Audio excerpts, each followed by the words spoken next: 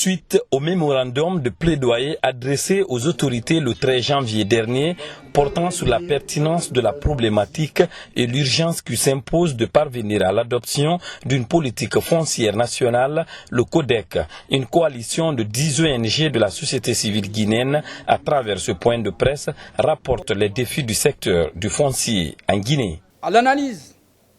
des lois, à l'analyse des politiques publiques relatives à la gouvernance foncière,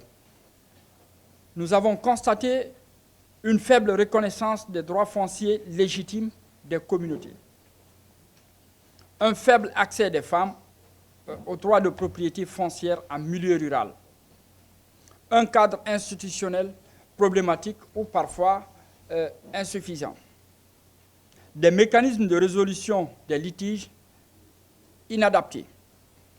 et une pression constante sur les terres, notamment les terres agricoles. Tout en saluant l'avènement du CNRD, les ONG membres du collectif des organisations de la société civile pour la défense des droits des communautés impactées par les projets de développement Guinée CODEC plaident en faveur des réformes dans le domaine foncier. Nous plaidons